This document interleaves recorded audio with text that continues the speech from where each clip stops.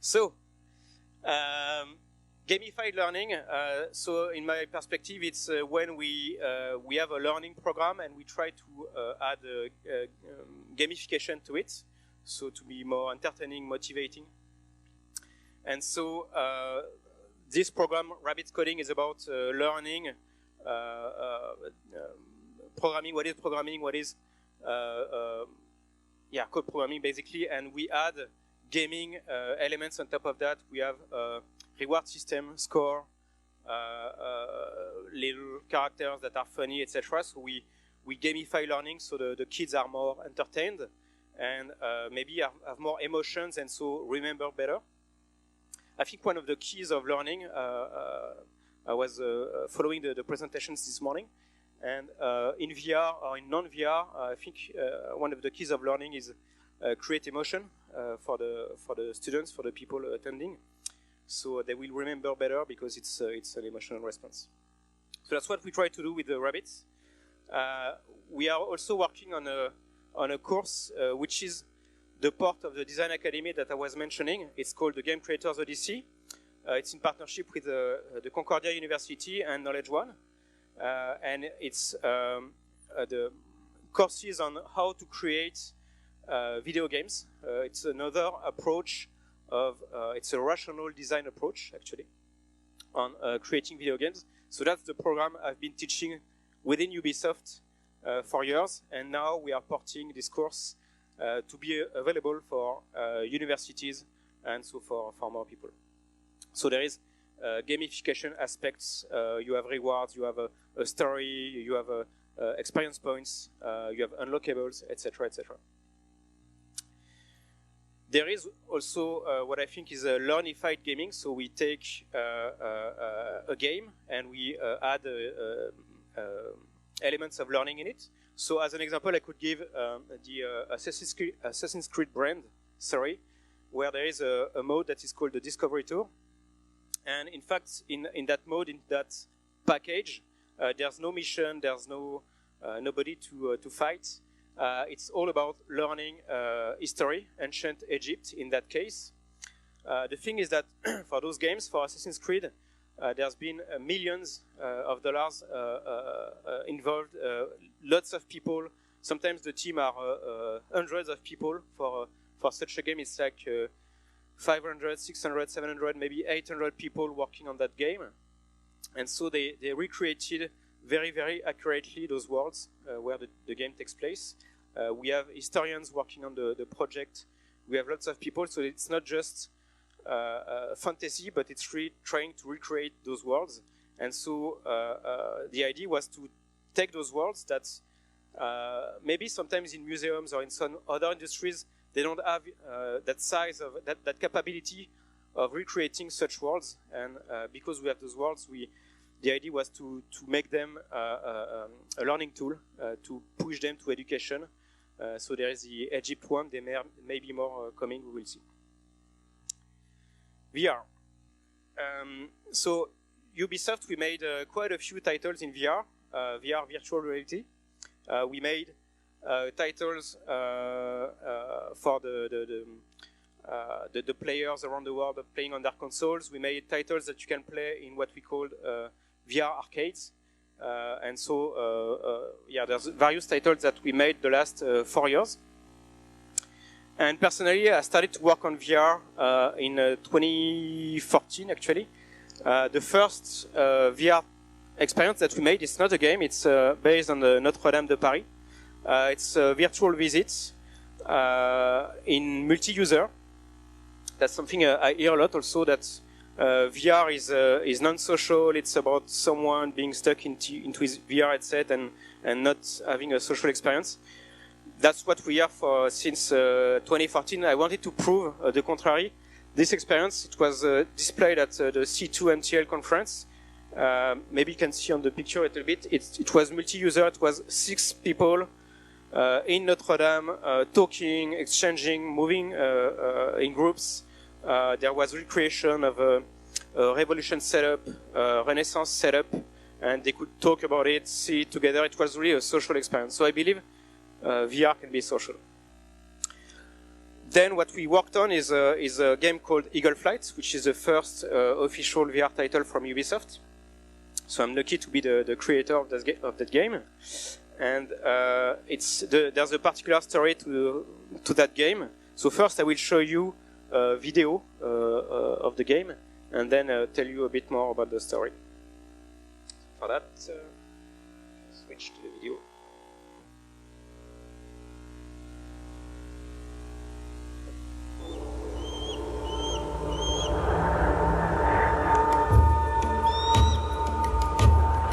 So it's also multi-user, so it's a social experience.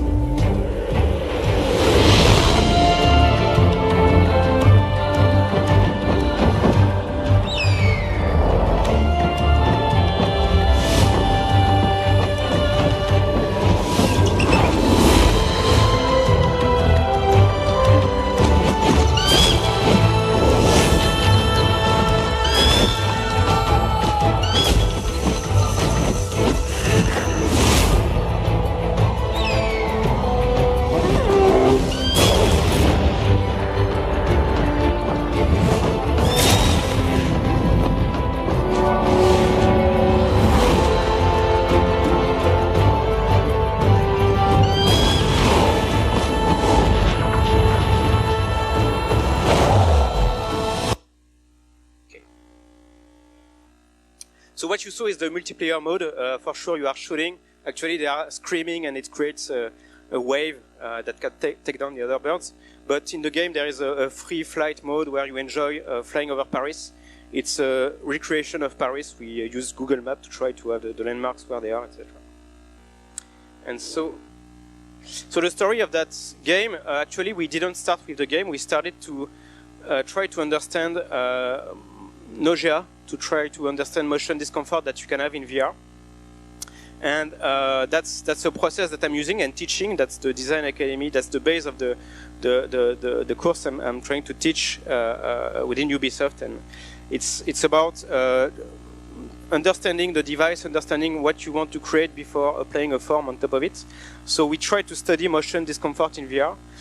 We understood that there's connections to the inner ear. We have a liquid in our inner ear that give us a sense of balance or where we go, our head orientation. We also studied vestibulo-ocular reflex, which is I have a creepy / funny video, so you can see it. I want you to look at that point right at the very distant part of the wall. Keep focused right there and don't move your eyes. Keep focused, and I'm going to turn your head quickly, but you keep looking over there.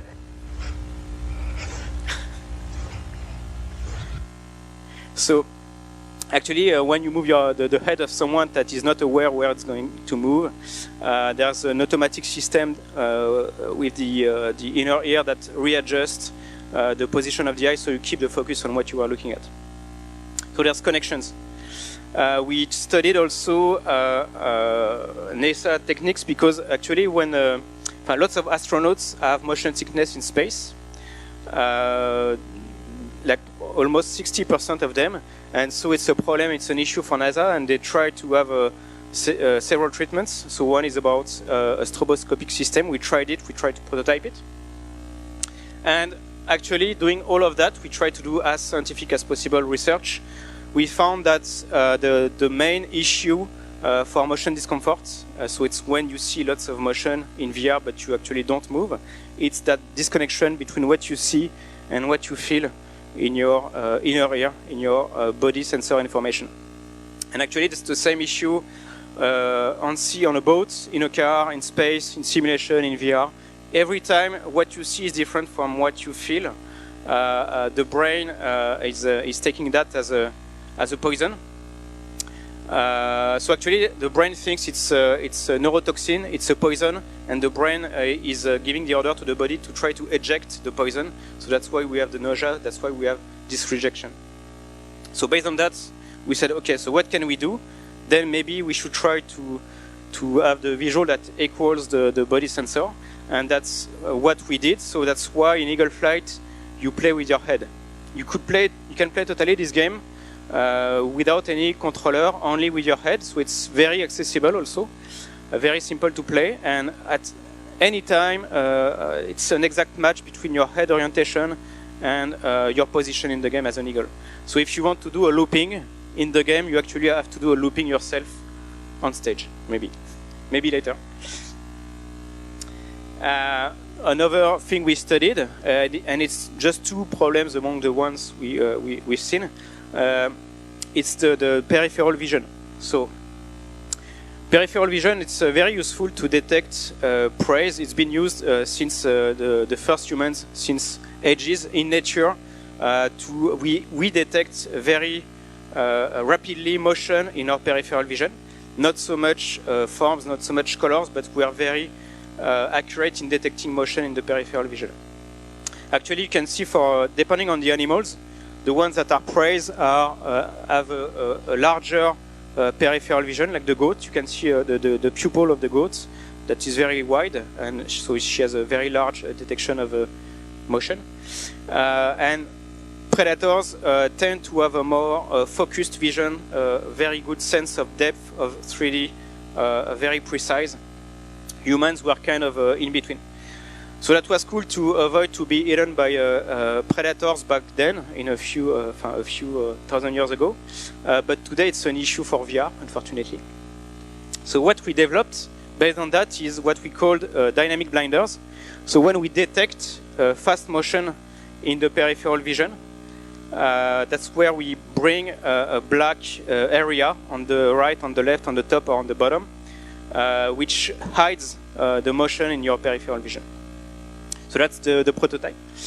And you may think it's going to be very disturbing in a game. It's going to be, I don't want to play that game. Actually, when we were having the first testers testing the prototype, nobody really saw this in effect.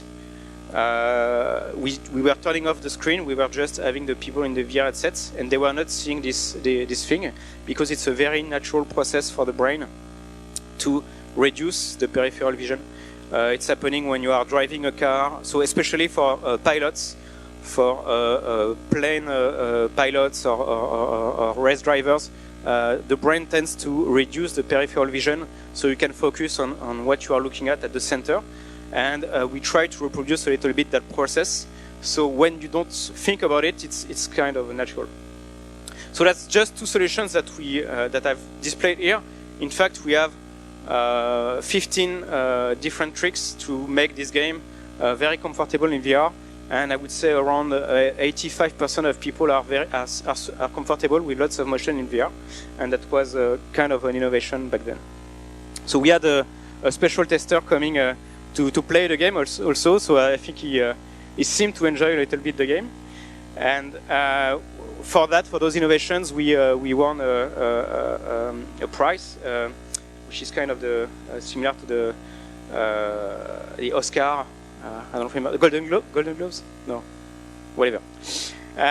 So for what we discovered, and not only it's comfortable, but also it's very, very precise controls and very intuitive, because you can play without a controller. You just look where you want to go, and you know how to play the game. So today, the game was released end of 2016. We made an arcade version in 2017. Today, we are working on an initiative that is called XR Workshop. So XR is regrouping virtual, augmented, and mixed realities. Virtual is when you are completely in another location. AR is augmenting what you see. And mixed is the augmentation takes into account, understand the environment and takes it into account. So like to detect that this can prevent something to be seen if the augmentation is behind and stuff like that. So XR Workshop is an initiative with the Concordia University also. It's going to open soon, hopefully.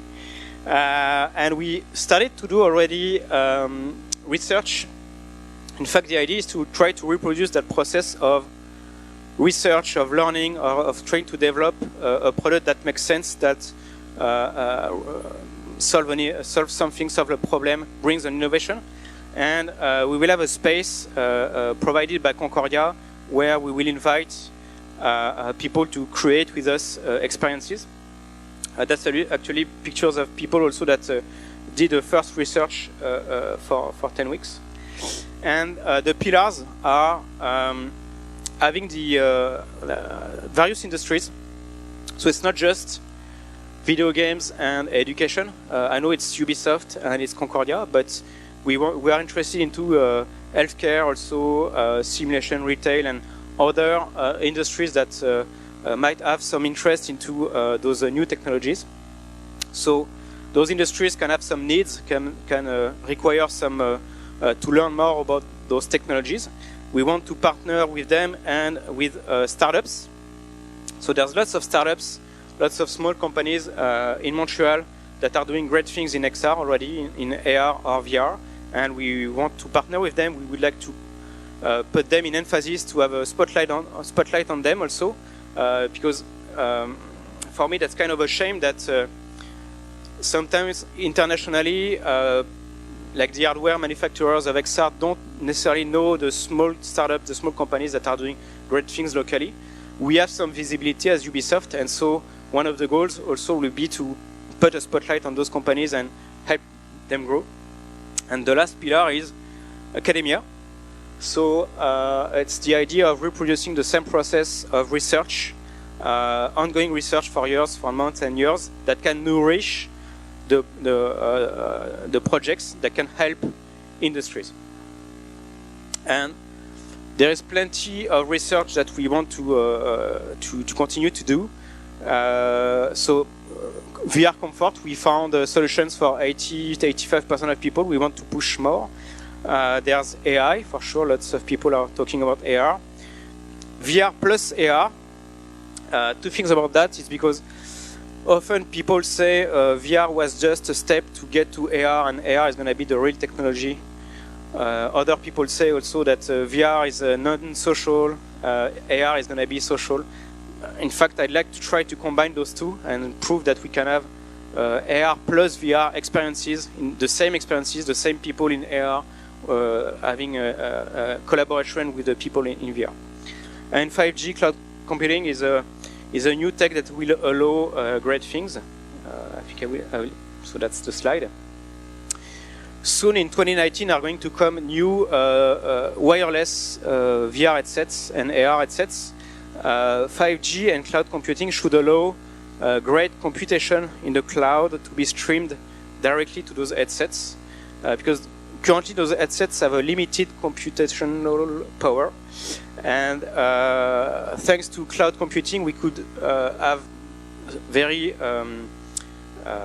precise and strong calculations, and we could stream that through 5G, so we could have awesome graphics, awesome physics, awesome things happening in VR and AR. So the things you see here, it's mobile headsets. You can play anywhere, even outside if you want. Another example, it's AI. So that's the one we've been starting a few weeks ago. So the idea is, why don't we use the motion that we have with VR headset and VR controllers? It's the same mindset of trying to analyze what the device can provide and what we can build on top of that. So the thinking was, with the VR headset, you have very, very precise detection of motion in space. It's a quarter of degree and sub-millimeter in 3D in space for the hands and for the head. And why don't we use that maybe to detect the user's intentions, emotions, what is he doing? We have also eye tracking coming. And if we could imagine that you meet Cleopatra inside the library of Alexandria, let's take that as an example, and you start to talk with this character, and then you look around and you look maybe at a book in the library, and the AI understands that, she sees that, and so maybe she can say, oh, I see that you look at this book in particular in the library. Do you know that this book has been written by this author, and that's the story behind? So suddenly, the AI has an awareness of me. It's not just playing with a keyboard or a mouse. Suddenly, me, myself, as a user, where I'm looking at, the AI has an awareness of that. And I think VR is providing those inputs and no other tech can. and maybe you could move around your head a lot, and so we could detect that as a stress emotion, and then she could say something about stress, etc. Or the pupil, the eye tracking is not just to track where you're looking at, but we can also detect how large or thin is your pupil, your blood veins, etc. So I believe there's lots of things to discover, and it's exciting, and it's not only applies to video game-ish type of experience as I described, but I believe it can be great for many other types of applications. So when I said various industries, this kind of AI that reacts to you, we could imagine a training where you train yourself to be a speaker in front of a crowd, and depending on are you moving your hands, are you looking at the crowd, are you looking up, how do you behave, maybe the training program could help you become a better speaker.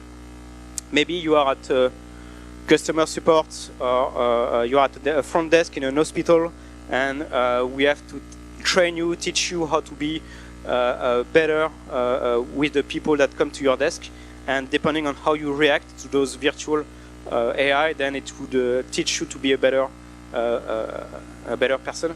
For sure, it's can be very useful in school to be a teacher, to react to the students. Are you looking at the students? How do you explain them things? How do you behave? How do you react? And they would react accordingly and train you to be a better teacher, maybe. Linking that with big data, as Alison was mentioning this morning. Or on the bottom right, it's customer support. It's Walmart that bought already, I think, 17,000 VR headsets to train their employees. So they already jumped into that field. So XR, it's AR, VR, as I was mentioning. Just a bit more detail on those tech. AR, augmented reality, you can access it through your phone, through your smartphone. So it's cool from an Android-powered smartphone or Apple-based smartphone. And so it's cool. It's everyone has a smartphone in their pockets, but you need to keep to the phone in your hands, and you have quite a limited field of view on it. You need to upload the necessary application also. So it's great because everyone has a smartphone, but it's not that useful or great in terms of field of view, etc. What is coming also is AR glasses, so such as Magic Leap, HoloLens, or Unreal glasses. So those ones you don't need to grasp or to keep something in your hand, but it's quite expensive. It still has a pretty reduced field of view, limited resolution, but at least you can interact. You have a hands-free experience. It's also super expensive, like the HoloLens 2, or the first HoloLens was between $3,000 to $4,000. Still, it's great for education, to learn about the body, to learn about a construct of an object, understand how it works. It's often better, and it was mentioned this morning, to see it in motion, to actually understand it by seeing it, just more than reading it on a book. It goes beyond. It can create some emotion, like the application on the top right is funny, and probably students would remember doing that to other students, and that emotion that it would create would probably push them to remember a bit more what happened and what they learned. That's an example. Sorry for the shaky video. So that's an example from Magic Leap. It's a teaser, but imagine you have a normal desk and you have things appearing on top in your environment. Everest conquered. The New Zealander Edmund Hillary got his first mail and congratulatory telegrams from George Lowe, a fellow countryman and expedition colleague. Just 35 miles from Kathmandu, capital of Nepal, Hillary and Ten Singh were welcomed and congratulated by their fellow members of the expedition.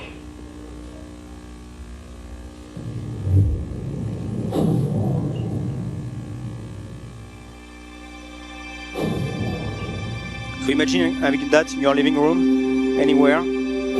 It's kind of magic, and probably you would be interested into knowing more, into seeing that and understanding it.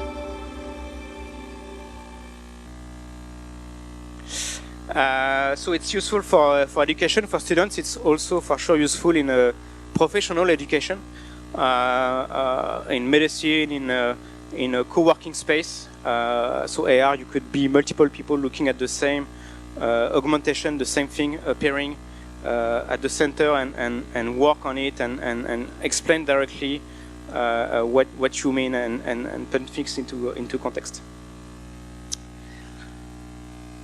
VR, a little bit of history. So actually, maybe we could consider that as the first, one of the first virtual reality device. It was a device allowing you to see pictures in 3D. Then you had such a device in Sorama allowing to produce 3D sound and smell, actually. That was mentioned this morning. The first this VR headset allowing you some motion in space, VR/AR, because it's adding a layer on top of what you see. So it's cool, but it was still a bit limited by the whole device, the whole thing on top of your head. Then we had big, bulky VR headsets for flight simulators. Quite scary. And then NASA for sure used that. They added the hands control in 1982. So you could manipulate things and move things around and see that, and having your hands appear in VR, that's kind of magical. So now it's more usual, but a few years ago that was really magical to see your hands. The haptic suit is even has been invented quite a few years ago. That's one of the first, let's say, haptic suits allowing you to feel some vibration, some motion, to detect also how you were moving your arms, your legs. And then it came to arcades, video game arcades. That was the first VR arcades. And between 1991 and 2012, then there's been nothing. It was like, because the technology was not so ready, it was nauseating. The graphics were very low resolution, not great textures, etc. So there was a dip in between 1991 and 2012. And 2012, a company decided to bring back and try to have a more accessible mass market type of headset. So it's Oculus that, as it belongs now, has been bought by Facebook. And then in 2016, we've seen the first new wave of VR headsets. And in 2019, it's an exciting year because now we have wireless VR coming. So those kind of headsets, it's cool, but you have a wired attach. You need to plug it into a PC, a console. You need external devices like the black box to track you in space. So it's cool, but it's very complicated. It's very frustrating. On PC, it's working 50% of the time. Sometimes you have to restart your computer, etc. So all of that hopefully is going to disappear. This is going to be completely standalone, tracking your motion in space and much less expensive. There's a future also for VR, so more technologies coming, eye tracking, as I said, not only tracking where you're looking at, but also detecting your emotions, and maybe more, I don't know. That's exciting to try to research that. Some display that allow to change the point of focus, so not having a fixed display and having only one zone in terms of field of view, depth of field, sorry. There's more resolution coming, more field of view, more bigger, larger world that you will be able to see within your VR headsets. And ultimately, that's what Zuckerberg is trying to push for ultimately an AR VR device to be a pair of glasses like that. So that's the ultimate goal, a device that is very, very simple to wear, that you could wear maybe in a social context also, not having a big bulky thing attached to your head. Simple, that could do VR and AR, and the whole industry is pushing to reach that objective. In between, we have some steps to do, but that's ultimately what the industry is trying to do. The last point would be what I believe could be various applications of XR. So I will talk also about personal things that I lived through VR. So in 2014, I was able to test that experience that is called Titans of Space. It's showing you the size of the Earth, of the planets, of the solar system, and of the stars, and some stars that are way bigger than the sun. I remember it created an emotional connection to me, because I remember that at some point in the experience you compare the size of the sun with the size of the biggest known star, which is huge, giant, enormous, and you have to do that to understand, to try to see the limits of the star. If I would have learned into a book or read into a book that the biggest star is 1 million times bigger than the sun, I wouldn't remember it today. And actually, I don't remember it. What I remember is doing that. And this created an emotional connection with me.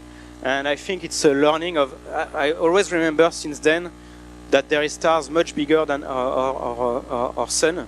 And through that emotional connection that creates VR, that's very powerful for learning, in my opinion. Another possible application, it's going to places. So Google Earth VR allows you to go into, to discover the world, to explore the world. I think for me it's one of the killer apps in VR.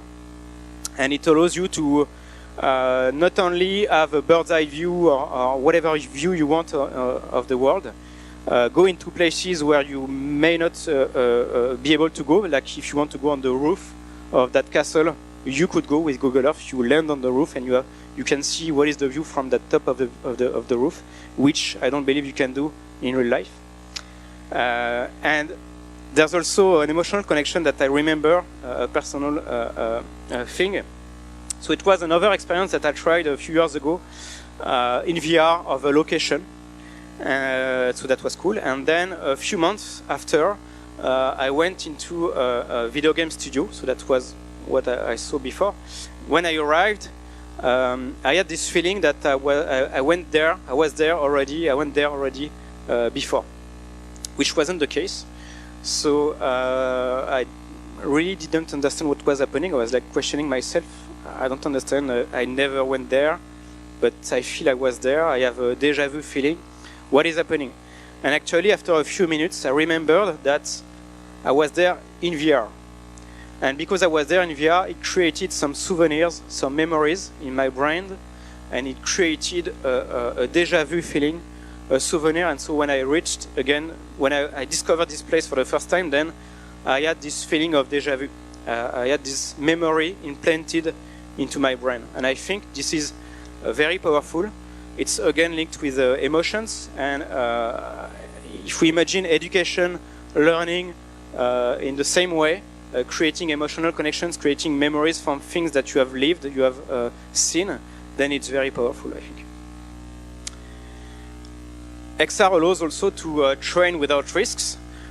So you could imagine being a fireman, and it's without risk, and sometimes you cannot always recreate the conditions of burning a building or having your firemen taking some risks. But VR allows that also to train people without the dangers, without the risks. Go where no one has set foot before, so I don't think I'm going to go on Mars one day. We don't know, but actually currently XR, so whether it's AR or VR, there is some experiences that allow you to be on Mars. And it's actually, they recreated in 3D, thanks to the photogrammetry that has been taken by the rover. They recreated this place of Mars, the real Mars, in 3D, and you can go explore the real Mars in a way, in VR or in AR. You can even be with some other people. So here there's John, that is with you on Mars. And it's more than reading on a book or learning or listening or seeing something on TV about Mars. being there, it's very powerful, and I think XR allows that, and it's very exciting for the future to see all the things we can learn through that technology. At Ubisoft, so we are making games, but as I said, we are not just making games. Actually, that's another studio in France that has created an experiment that is called Cité Millénaire. It's a recreation of locations that have been destroyed by terrorism or war, unfortunately. And so for the people to get a feeling of what has happened to those locations and maybe to act for change, we recreated those places, and you can explore them in VR, and you can get a feeling of how they are currently, and maybe be more insightful on that, and maybe try to act or try to be part of preserving those locations for the future. And so we are Ubisoft, we are making video games, but we are very interested into other industries, into education and more. And finally, create. So there is tools in VR, in AR, allowing you to create, to make paintings, to make sculptures, to express yourself. It's very useful for professionals. It's great also for kids, for anyone who wants to create. And it's hard to explain, it's hard to see because it's in 2D, but when you see it actually in 3D, in VR, when you can turn around, when you can paint in 3D and go around your art piece, it's very powerful. Finally, Connect. It's again about social. I really want to try to push the social aspect. Lots of companies in the industry think that VR and AR is going to be one of the most social platform ever. It will allow people to connect together. So those are two examples. On the right, someone is in the same room with a kid that is actually in somewhere else completely in the world. But through AR, you could see that person, you could see that kid, that character being with you, and you could interact, show something, interact with something in augmentation. It can be used for work also. It's kind of a fake picture on the top left because they don't have AR devices, but it's a company called Mimesis that I worked with a little bit, and they allow co-working in VR or AR to have a co-working space, to work together, to show post-its, to write post-its, to give it to each other, to put things on the wall. Like that, it really in VR. I gave a demo in Montreal. The person was in Paris, and we were working, exchanging post-its and seeing an object and talking about it, etc. And so that's, I believe, very powerful to imagine being a more social community. Wherever you are in the world, you can connect, you can interact, you can see each other, and it becomes even more social. Thank you.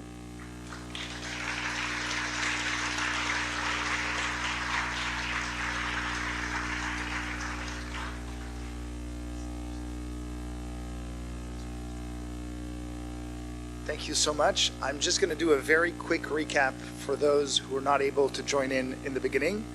As you might have told, you might be able to tell by now, Olivier Palmieri is a game director at Ubisoft. He is responsible for a long list of VR titles and has spoken to us today about the different innovations that are in the pipeline in VR and the relationships to education. What we're going to try to do right now is take questions, but because most of the people are not currently with us in this room, we're going to start with questions that come from outside of the room that have been inputted through the SPAN software. So I'm going to head the microphone back to you. They are in VR already? So are we taking some questions from the room also?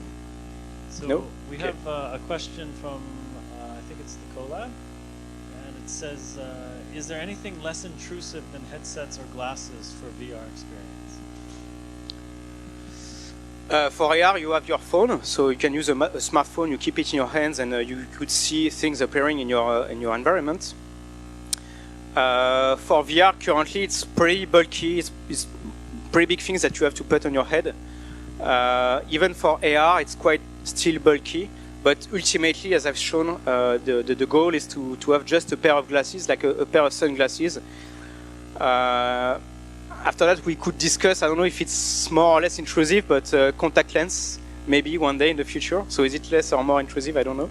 It's a debate. And maybe more. But yeah.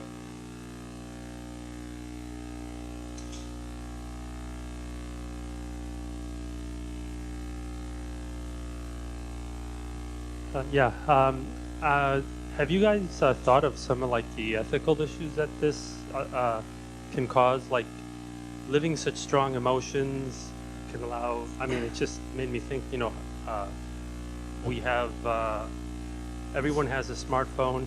We're talking about all the problems with smartphone usage. Everyone's going to have virtual reality. These headsets that become even less and less intrusive. Can they be used to survey people? Can they be used to survey people's privacy? What kind of thinking along the those sort of ethical uses, especially with emotions that people could be made to feel. You know, the statement you said of "I had the feeling I was there" made me feel we can even implant false memories, and in people and things.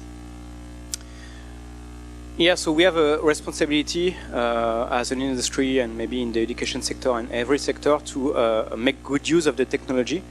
As with any technology, computers, internet, cars, whatever technology, you can have a very good use and you can have not so good use of it.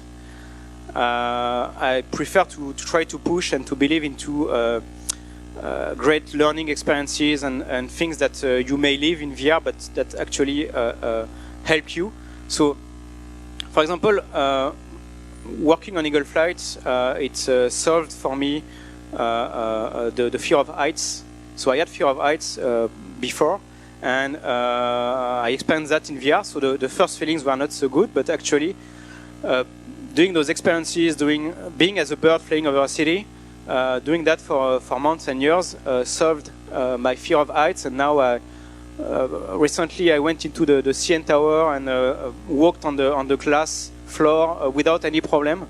And so it's creating those emotions where you fear of something could help you actually. So sometimes people are curing fears by showing them to you in VR, and then it helps you to solve to go. Yeah.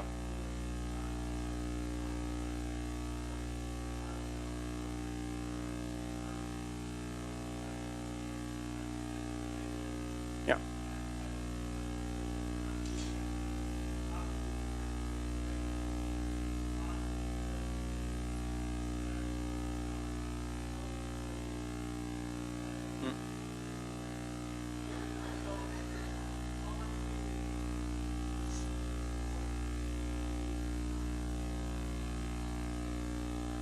Yeah. I think it's our responsibility, as I said, to create great experiences, to push for the great things that the technology allow, like for things we can discover in science. Also, there can be good use or bad use of it. What can we do for it? I don't know. In fact, it's up to us to try to push the good use of it. To try to make good usage of those technologies and push for that. Should we stop right away and stop to develop those technologies? Like the internet, the first people getting into the internet, also there was many people saying, "Oh yeah, but it's going to be problematic, etc." Yes, but also it's great. So should we stop the technology for that? I'm not sure. What can we do? Only in this room, and all the people that are willing to do the great use of it can try to push for that. But beyond that, yeah. Okay, we have we're going to alternate from this room and from outside. So I have two clusters of questions. I'll just put one now, and I'll ask both of the questions and see if you can sort of respond to them together. Okay. Actually, there's a cluster, and it basically has to do with VR and teaching and education. I'll read a couple of the typical questions that are coming. What are the most compelling uses of VR for education? How will VR allow us to teach better? How can we make these experiences more than just games or fun? And can you make AR technology more meaningful for learning? That's the kind of questions. Do you see the connections between AR, VR, and